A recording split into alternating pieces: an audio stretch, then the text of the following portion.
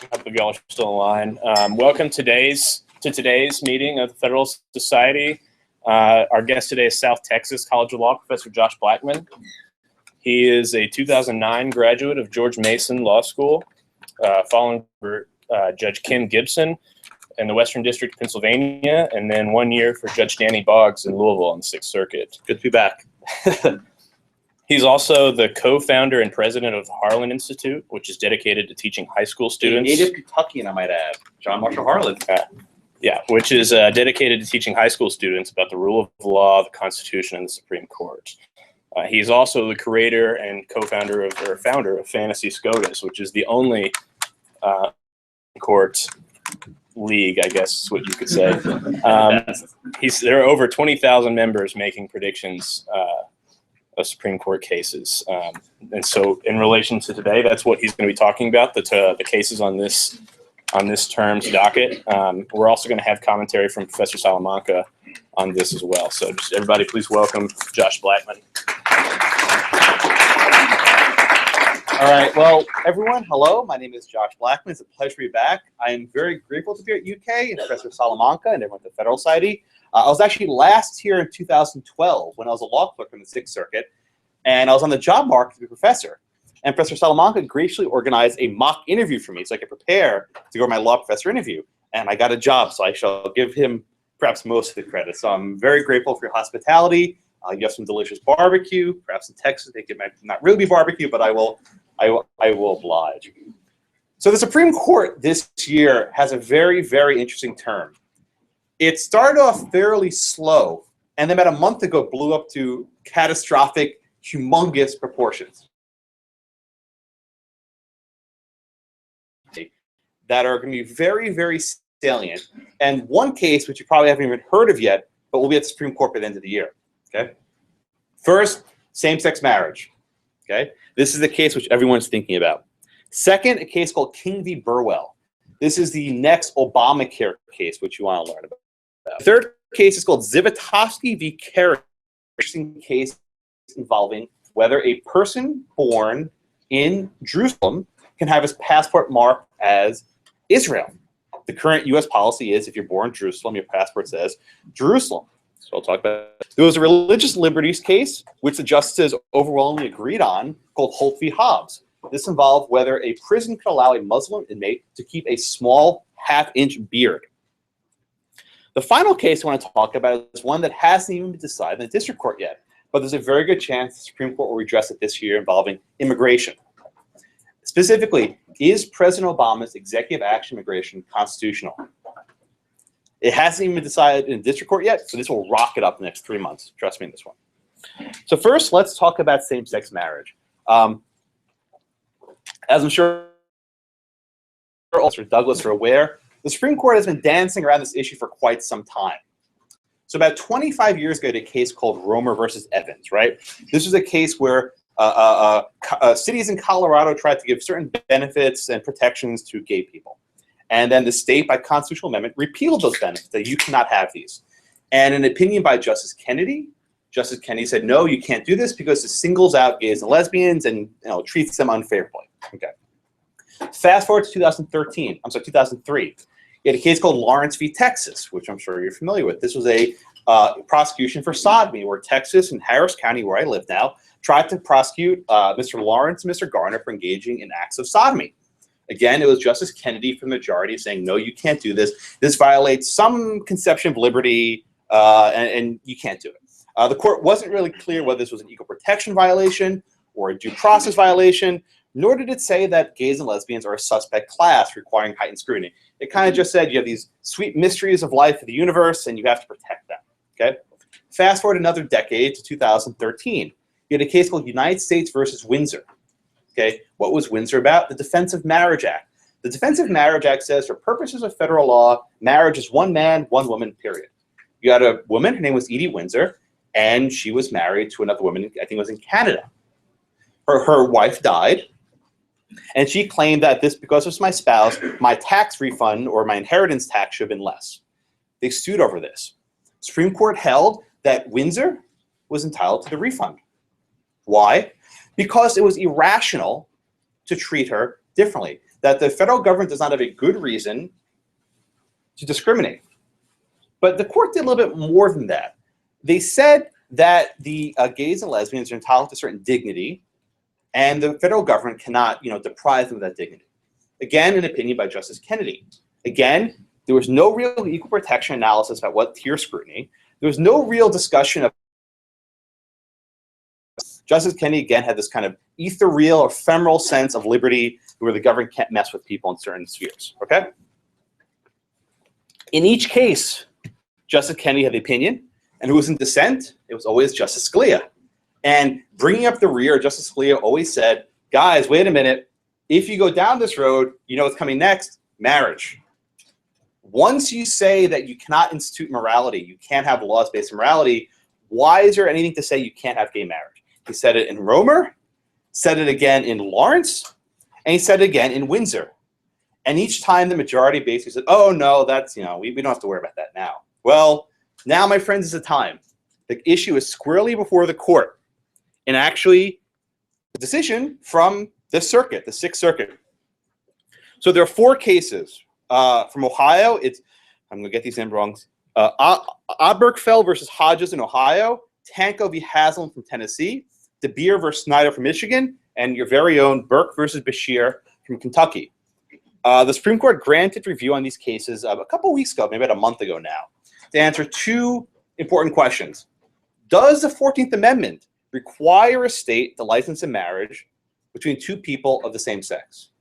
Second question, does the 14th Amendment require a state to recognize a marriage between 2 people of the same sex performed somewhere else?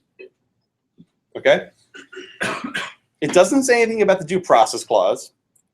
It doesn't say anything about Equal Protection Clause. It doesn't say, do you have the right to a marriage license? It's framed in a very unique way, saying, does the 14th Amendment require states to issue marriage licenses? Okay? So this is a very important question for a lot of reasons, but more so in light of what's happened in the last 2 years since Windsor. So since Windsor was decided in June of 2013, there's been a cascade effect where one district court after another, after another, after another, after another has invalidated every single marriage law. I think only 1 or 2 federal district judges upheld them, one in Louisiana, maybe I think there's only 1. Every single court of appeals, but 1, has said these laws are unconstitutional. All of them. The only exception is, again, your very own circuit, the Sixth Circuit, an opinion by Judge Jeffrey Sutton, where he said that the laws from Ohio, Kentucky, Michigan, and Tennessee were valid. This created what's known as a circuit split, and afterwards, the Supreme Court had to grant it. Okay? Now, they haven't set argument dates yet, but it'll probably be at the end of April. So it's going to be a race to the term. We're going to have arguments at the end of April and decision probably by the end of June. Okay?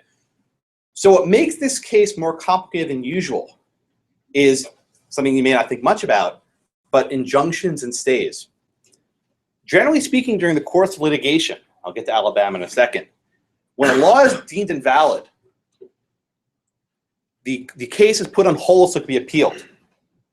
But what happened in a number of states is that judges invalidated these gay marriage bans and didn't put things on hold. So as a result, there were a lot of couples that were married while these cases were on appeal. What makes this case really difficult is if the justices say there's no right to same-sex marriage, those licenses effectively get revoked. There's not much way around this. By allowing these to go forward, you're giving people licenses, and you would then need a court to come back and say, sorry, just kidding, you don't have these licenses. That joint tax return you filed, sorry, you have to pay more taxes. Right? Whatever benefits you got as a result of being married, you got to pay those back. It would create significant disruption, putting aside the constitutional issues.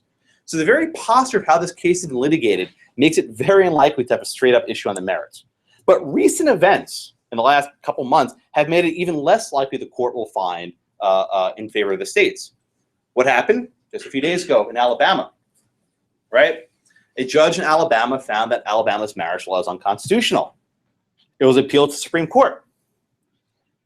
Okay, the Supreme Court could have said, hey, wait a minute, we already granted this Ohio case. Alabama, wait a couple months. We'll be done like in June or July, and then you can issue a marriage license in June, July. Just wait a few months. We got this, right? That would be the normal practice of the Supreme Court, to put stuff on hold while they're deciding a case. Instead, in a decision Monday morning, in a one-sentence order, the Supreme Court denied a stay. In other words, they said, Alabama, even though we're deciding this issue now, go ahead and issue these marriage licenses. Don't worry about us. Justice Thomas, joined by Justice Scalia, dissented from that decision, saying, wait a minute, guys, what the heck are you doing? You are signaling how we're going to rule. In other words, if the court was going to invalidate gay marriage, if the court was going to uphold these bans, they would have told Alabama, wait.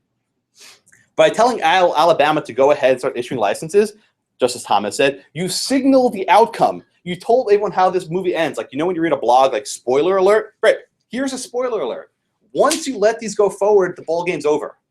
So at this point, I see this case as almost a fait accompli. And I don't say that pejoratively. I'm not trying to diminish the significance of the issue. But procedurally, the only question is whether it's 5-4 or 7-2.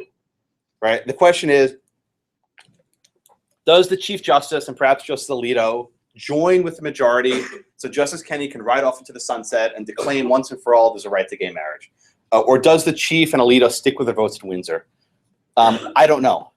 But again, we know how this one ends. There's not much of a mystery here. In about 3 months, you'll have effectively in 50 states people who are wishing to get married of the same sex. They will be able to.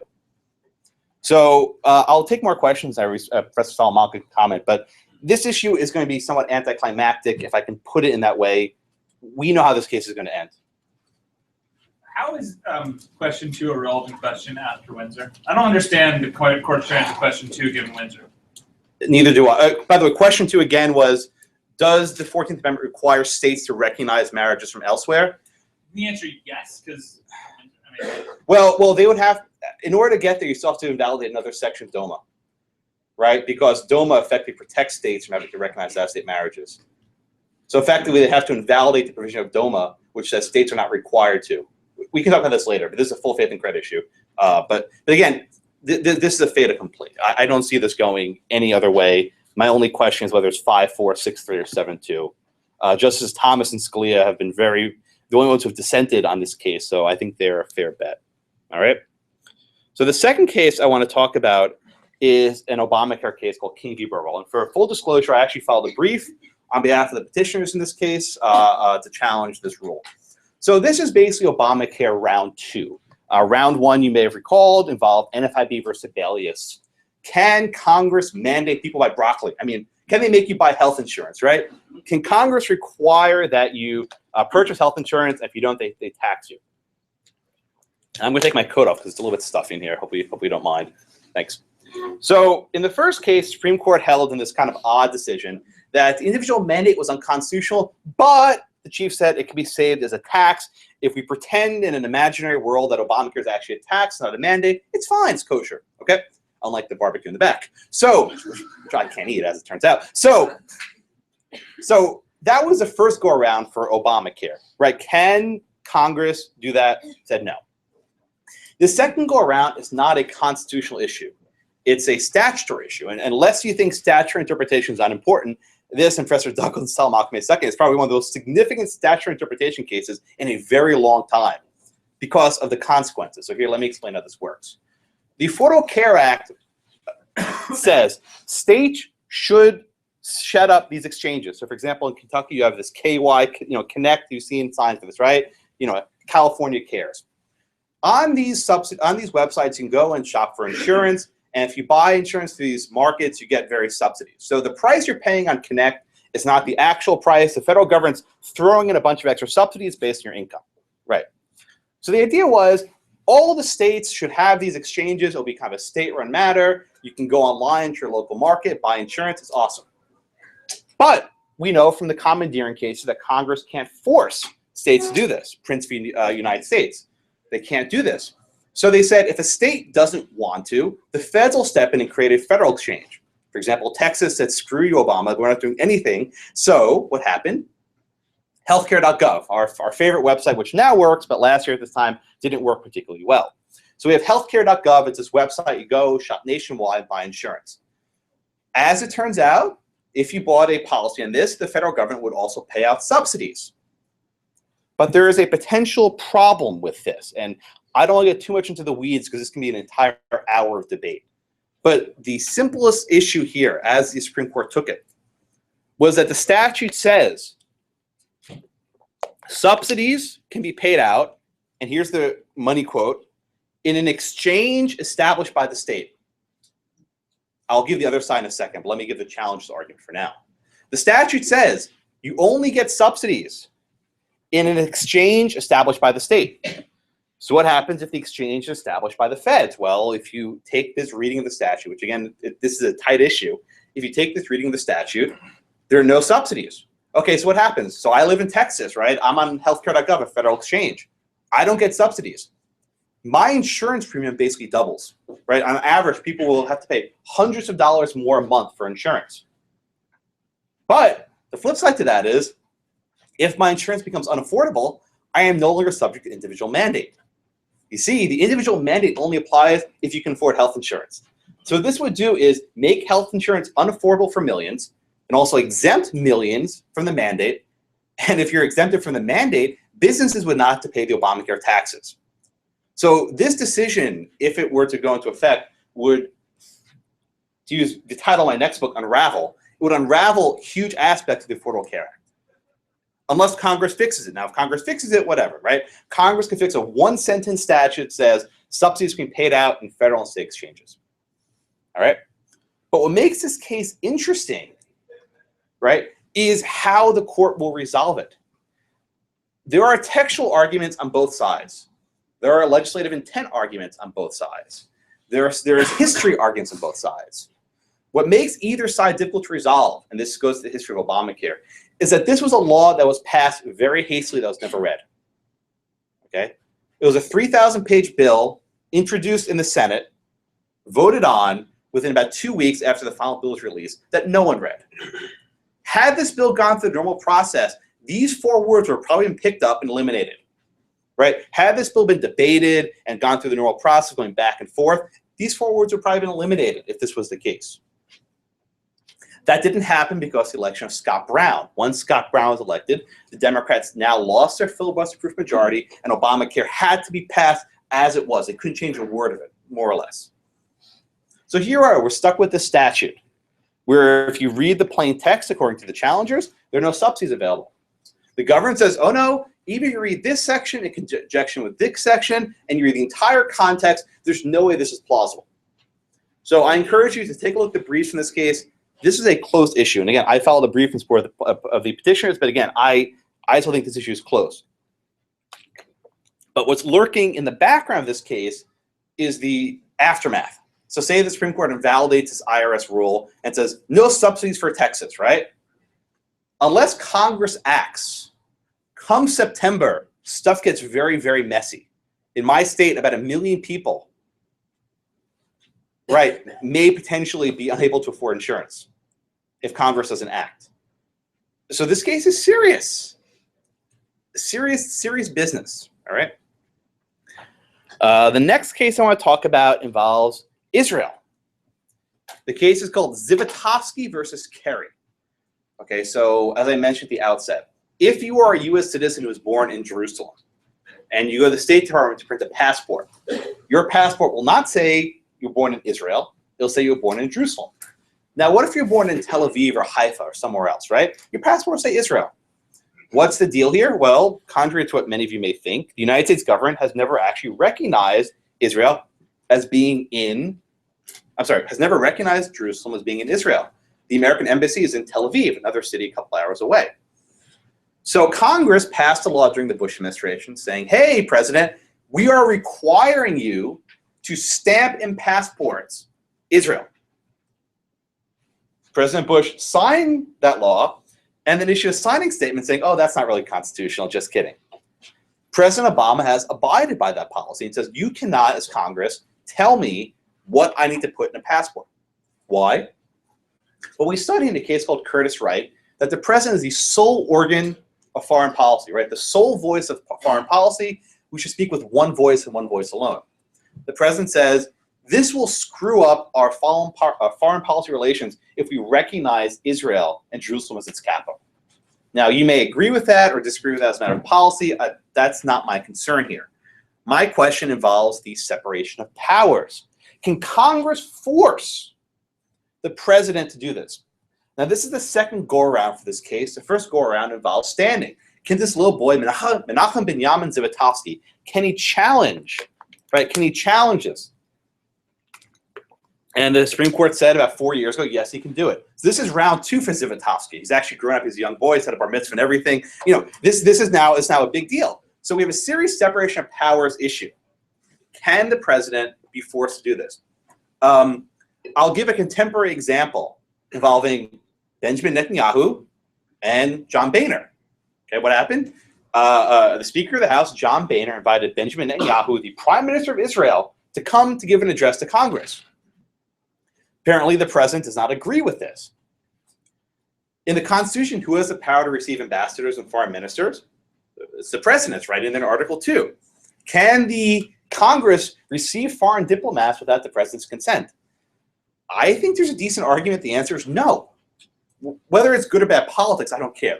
I'm not here for that. But can the Congress constitutionally do this? Because this can actually screw up our foreign policy interests, however the president defines them, which I don't agree with, but it can screw them up, whatever they happen to be. And I think that might be a reason why the court should say, we're going to stay out of this, right? We are not going to mess this up. The Solicitor General made one point during arguments where he said, if you rule this way, American people may die, right? If you rule for Zivotofsky and you give him his passport, American interests abroad may become jeopardized. That's a really hard thing to say no to when the Solicitor General says that, especially when it's a close call, right? Especially when it's a close call about maybe yes, maybe no, okay? So that's Zivotofsky versus Kerry. The next case I want to talk about is called Holt v. Hobbs. Okay, this is an interesting case involving religious freedom where liberals and conservatives agree. So you remember last year we had the Hobby Lobby decision, right? This was this bitter 5-4 decision involving the Affordable Care Act and its regulations impose a contraceptive mandate.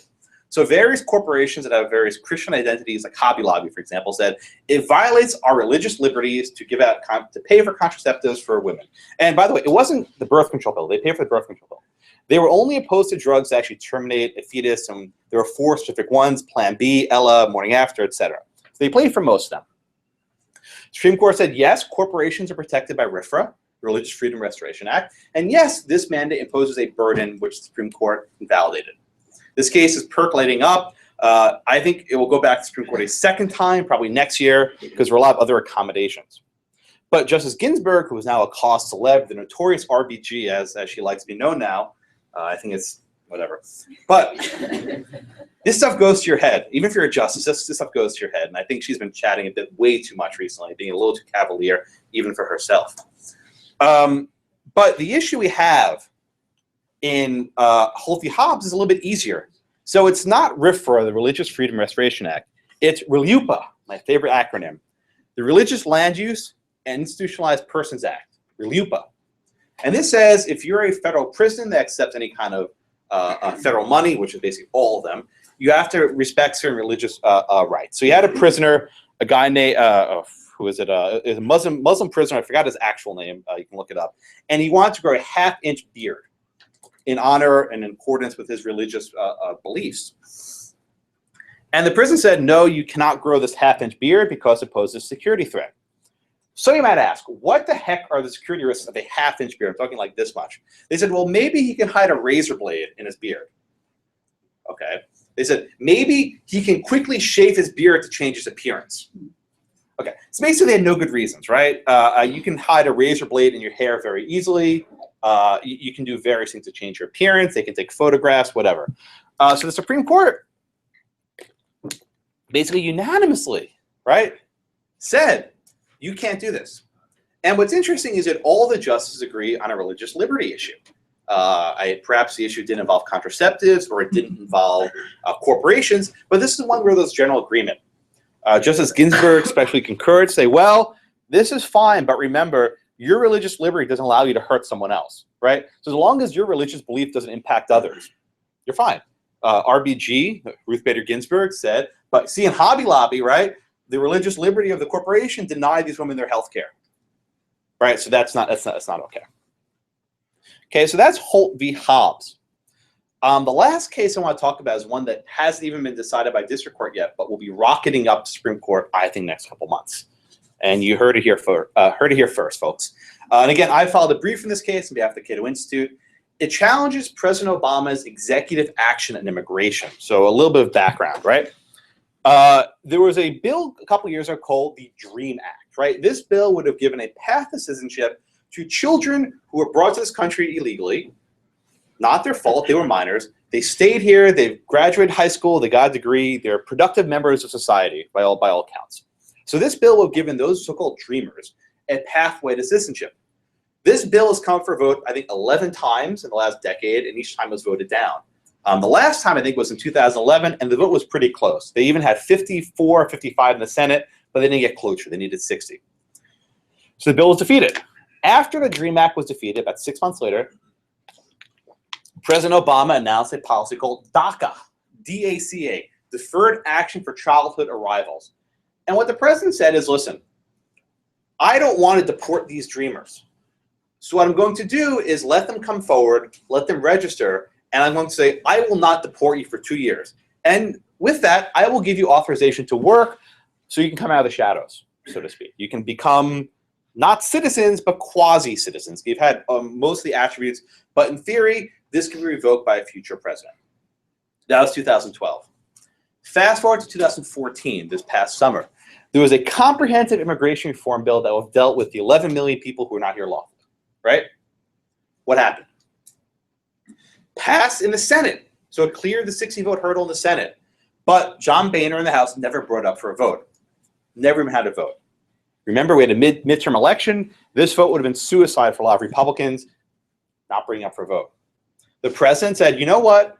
This is not good. We have this gridlock in Congress. When Congress doesn't act, I will. And that's more or less a verbatim quote. When Congress won't act, I will. So on November 20th, 2014, roughly 3 months ago, the president announced a new deferred action program called DAPA, Deferred Action for Parental Accountability. Okay, what does this policy do?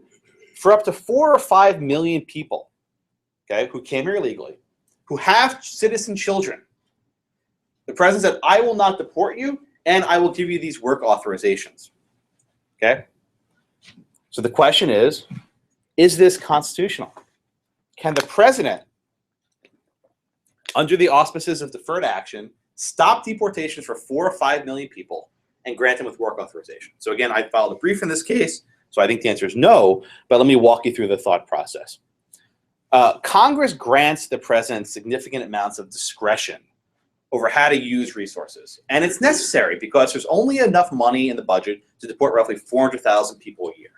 It will be impossible for the president to deport 11 million. It's not even if there was money logistically, it's impossible. So the president has to pick and choose how to go about doing his job. But there's certain principles that guide that.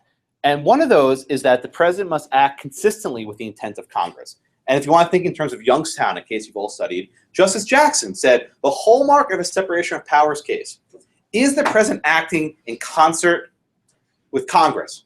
Even if there's not a statute that's directly on point, is there generally a gist of what Congress wants in that zone of twilight, so to speak?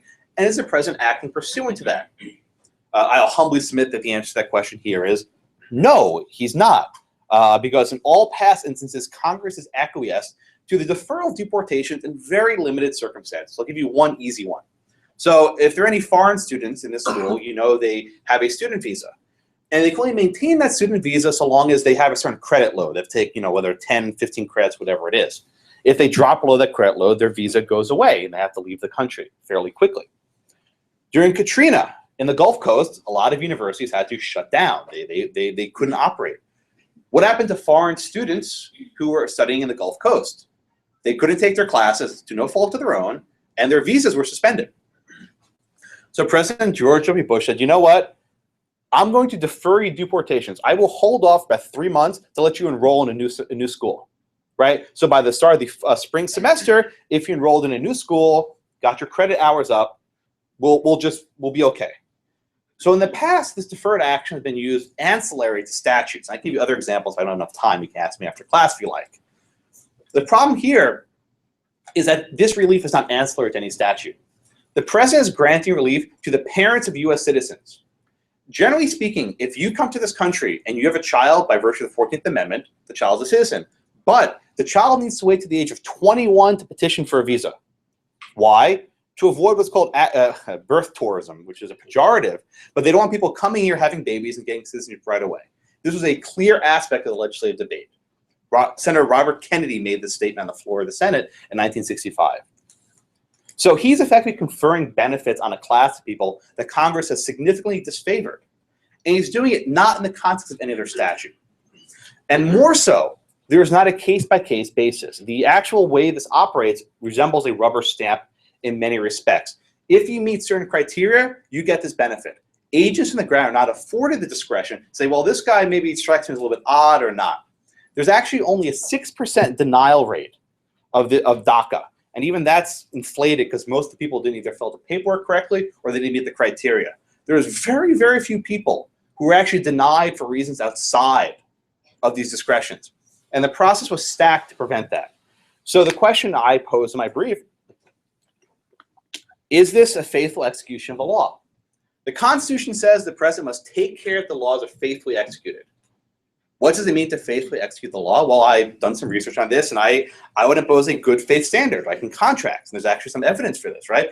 Is the president in good faith acting with the law, or is he trying to bypass it? Is he trying to get around it? So when the president says, I have only ability to deport 400,000, so I'm only going to deport 400,000, right? Fine. He's working with the law that's given to him.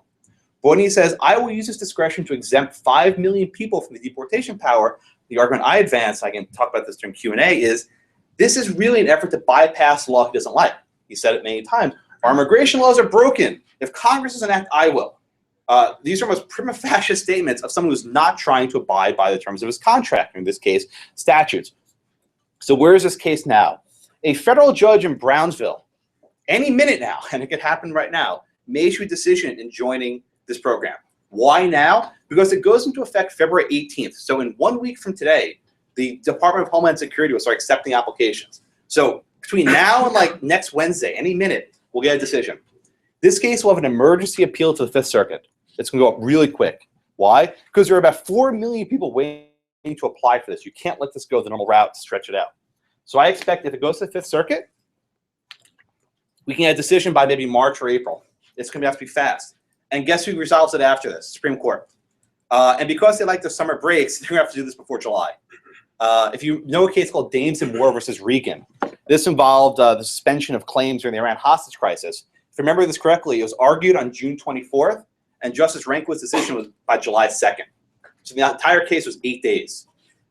I mean, I think we're going to be in Bush v. Gore territory very soon. This will bring Josh's ears, Professor Douglas's ears will perk up. But I think the speed and rapidity at which Bush v. Gore happened will be more or less a template.